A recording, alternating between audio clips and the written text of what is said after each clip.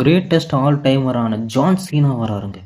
வந்து எப்பவும் போல் அவர் எப்பவும் போல் எப்படி the last time is now அப்படிங்கிற மாதிரி அந்த ஸ்மாக் டவுனில் வர்றது தான் நான் லாஸ்ட் அப்படிங்கிற மாதிரி அவர் சொல்கிறாரு. நான் முதல்ல டபிள்யூடபிள்யூக்கு வரும்போது நான் கேட்டாங்களோ கூட நான் மோதினேன். அது பார்த்துட்டோம்னா நம்ம சிக்காகோவில் தான் அது நடந்துச்சு. என்னோடய ஃபஸ்ட்டு ஸ்மாக் டவுன் சிக்காகோவில் இருந்துச்சு. என்னோடய லாஸ்ட்டு ஸ்மாக் டவுனும் சிக்காகோவில் தான் இருந்தது. இதை நினைக்கும் போது எனக்கு ரொம்ப சந்தோஷமாக இருக்குது. சிஎம் பங்கோட நான் மேட்ச் ஆனதாக இருக்கட்டும், ட்ரிபிள் ஹெச்சோட மேட்ச் இருந்தால் இருக்கட்டும், யூஎஸ் சாம்பியன்ஷிப் ஓப்பன் சேலஞ்சு நான் விட்டதாக இருக்கட்டும், அதை பேசிகிட்டு இருக்கும்போது சடனாக வந்துட்டு பார்த்துட்டோம்னா சாமிசன் வராரு. சாமிசன் வந்துட்டு ஜான்சனா நான் ஓப்பன் சேலஞ்ச் நான் விடுறேன், ஜான்சனா நீ முதல்ல லண்டனில் நீ ஓப்பன் சேலஞ்ச் விட்ட மாதிரி நானும் ஒரு ஓப்பன் சேலஞ்சிப் நான் விடலான் இருக்கிறேன், ஓ சூப்பர் அப்படிங்கிற மாதிரி ஜான்சனை சொல்கிறாரு. அதுக்கு அதே மாதிரி நானும் ஓப்பன் சேலஞ்சிப் நானும் விடுறேன் அப்படிங்கிற மாதிரி சொல்கிறாரு. அதை பார்த்துட்டு ஜான்சனா வந்து தேங்க்யூ ஸோ மச் அப்படின்னு சொல்லிட்டு அவர் வெளியே போகிறாரு. அப்புறம் வந்து ஜான்சனா வந்து சாம்சன் கூப்பிட்றாரு. என்ன சொல்கிறாருன்னு பார்த்துட்டோம்னா, ஜான்சனா இந்த ஓப்பன் சேலஞ்சிப் உன் கூட நான் அதை போட்டி போடலாம் நான் இருக்கிறேன் அப்படிங்கிற மாதிரி சொல்லியிருப்பார். அதில் வந்து சரின்னு ஜான்சனாவும் சரி அக்செப்ட் பண்ணி அதை வந்து ஓகே பண்ணியிருப்பார். அப்புறம் வந்து இந்த செக்மெண்ட் வந்து ஜான்சனாவும் சாம்சனுங்கிற இந்த ஸ்பீச்சை வந்து நம்ம இப்போ ஃபுல்லாக பார்த்துட்டோம்னா நம்ம சேனல்லே இந்த வீடியோ நம்ம போட்டிருக்கிறோம். நீங்கள் வேணால் நான் மேலே ஐக்கானை கொடுக்குறேன், அதில் போய் பார்த்துக்கோங்க. ஓகே, நம்ம டேரெக்டாக மேட்ச்சுக்கு போயிடலாம். ஆனால் அந்த மேட்ச்சில் ஒரு ரொம்ப சூப்பர் மூமெண்ட்லாம் நிறைய இருந்தது. அதில் நான் சில மூமெண்ட்டை மட்டும் நான் உங்களுக்கு எக்ஸ்பிளைன் பண்ணுறேன். ஃபஸ்ட்டு வந்து ஜான்சனா வந்து கேட்டாங்கிள் லாக் போடுறாரு. அடுத்து வந்து கேட்டாங்களோட ஆங்கிள் லாக் அதுவுமே போட்டார் ஜான்சனா வந்து. சாமிசன் வந்து அதுலேயுமே நான் தோக்குற மாதிரி ஒன்றும் தெரில. அப்புறம் என்ன நினச்சாரோ தெரில, ஜான்சனா சடனாக வந்து ஸ்பியரை போட்டுருவார். ஸ்பியரை போட்டு பார்க்கும்போது ரொம்பவே பெரிய விஷயமாகவே இருக்கும்.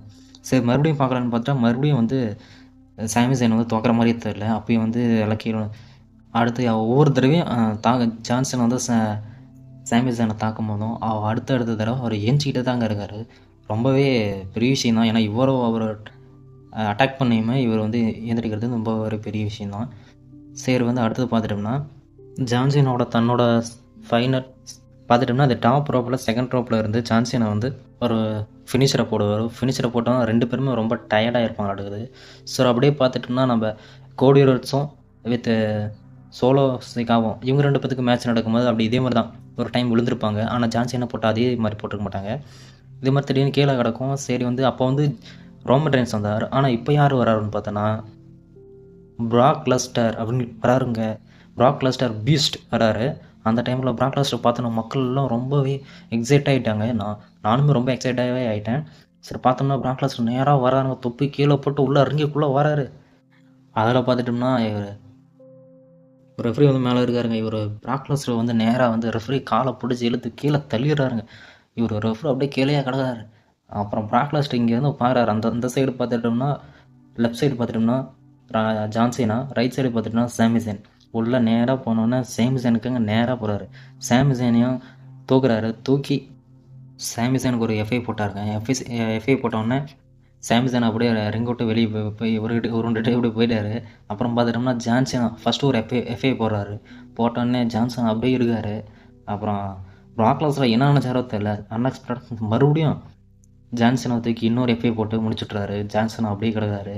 அப்புறம் பார்த்துட்டோம்னா பேக் ஸ்டேஜுக்கு வந்து பார்த்துட்டோம்னா பிராக் லெஸ்னர் காட்டுறாங்க. பிராக் லெஸ்னர் சொல்கிறாரு பார்த்தீங்கன்னா, ஏய் ஜான், உன்னை நான் ரசல் ஃபீஃபாவில் நான் வந்து பார்க்குறேன் அப்படிங்கிற மாதிரி சொல்லியிருப்பாரு.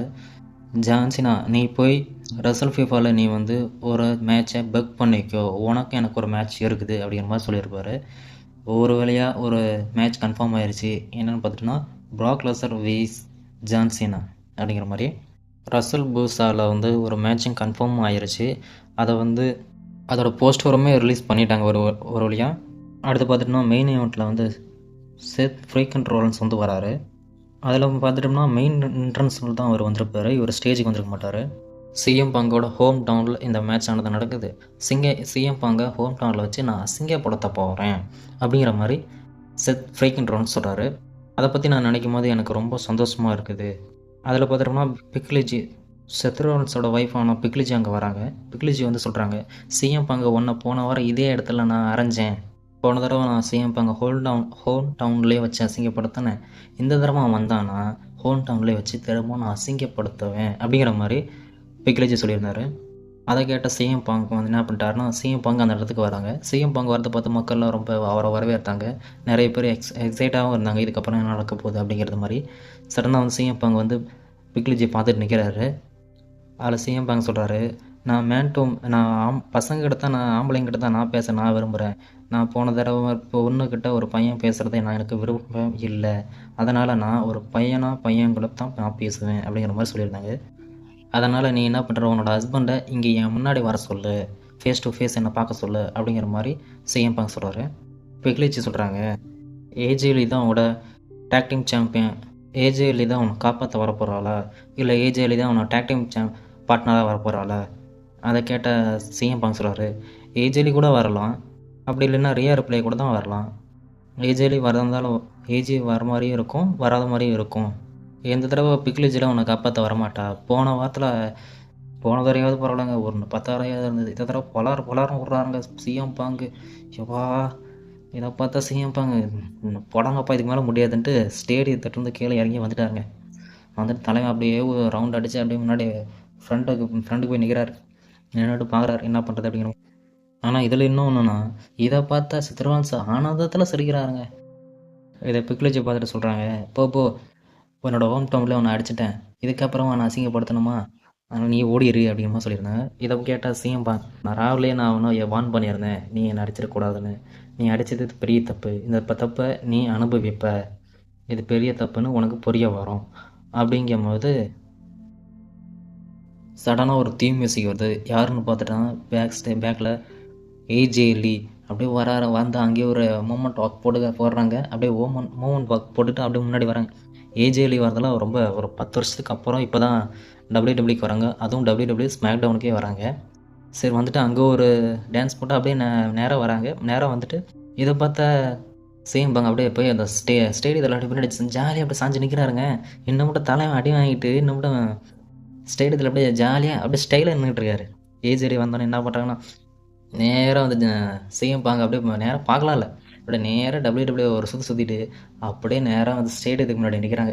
நின்றுட்டு இதில் என்ன ஒரு பெரிய விஷயம்னா, பிக்லேஜ் அங்கே வந்து ஏஜேலியை பார்த்தோன்னா அப்படியே தலையை அப்படியே நடிக்கிறாங்க. ஐம் சாரி நான் அடித்த தப்பு தான் அப்படி இப்படிங்கிற மாதிரி என்னென்னோ புலம்புறாங்க. நானும் என்னடா அது இன்னும் மட்டும் பெரிய வீரவசனம் பேசிட்டு சிஎம் பாங்க அடிச்சுட்டு இவங்க என்னடா இப்போ பார்த்தா அப்படி நடுக்கிறாங்க அப்படியே ஏஜேலியை பார்த்தோன்னே. ஏன்னா எப்படியும் வந்தால் கண்டிப்பாக அடிக்க தானே போகிறான். ஆனால் வந்து இதை பார்த்துட்டோன்னா அங்கே சித்ரான்ஸ் வந்து நீ அங்கேருந்து வந்துடு, அங்கேருந்து போயிருங்கிறாரு. இங்கே பார்த்துட்டா இங்கே இந்த அம்மா அப்படியே ஸ்டேஜில் நின்றுட்டுருக்காங்க. அப்புறம் பார்த்துக்கிட்டே இருந்த ஏஜில் அப்படியே ரிங்குக்குள்ளே போகிறாங்க. போயிட்டு ரிங்கில் அப்படியே ஜாலியாக உட்காந்துருக்காங்க. அப்படியே ஜாலியாக அப்படியே உட்காந்துருந்தா சிஎம் பார்த்து அப்படியே தலைவனுக்கு பொறிச்சு போச்சு. அவரை பார்த்தோன்னே நேராக இப்போ ஏஜில் வந்து பொல்லாம் அடிக்கிறாங்க.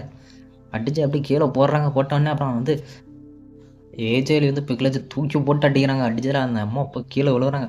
பொல்லாரம் அடிக்கிறாங்க. அப்புறம் ஒரே ஒரு அறதாங்க அப்படியே இந்த கை அப்படி நாக்கி அடிச்சுப்பாங்க பொலிர்னு. அதை வாங்கினா அப்புறம் பிக்லேஜ் அப்படியே நேராக கீழே வந்து அப்படியே மேடம் வந்து அப்படியே ரிட்டன் ஆகி அப்படியே சித்ரான்ஸ் வந்து தன்னோட ஒய்ஃபை பிடிக்கலான்னு பார்க்குறாரு. இவங்க நான் பார்த்தா நேராக பிக்லேஜ் வேறு அப்படியே இந்த பக்கம் வந்து சிஎம் பாங்க நிற்கிறார். சிஎம் பாங்க அப்படியே காலில் விழுவாத குறையா அந்த பக்கம் அப்படியே கிடக்குறாங்க. சித்ரான்ஸ் கமான் அப்படின்னு கூப்பிட்றாரு. சித்ரான்ஸ் அங்கேயே நிற்கிறார் தலை. சரி நீ வர மாதிரி ஒன்றும் தெரியல, சரி பொழைச்சி போவாங்க 2 பேரும் அப்படின்னு நினச்சிட்டு சிஎம் பாங்க அப்படியே ஸ்டேஜில் மேலே ஏறி போகிறாங்க. பார்த்துட்டு அவங்க 2 பேரும் போனோடனே சிஎம் பாங்க ஏஜேலியும் ஹக் பண்ணிக்கிறாங்க.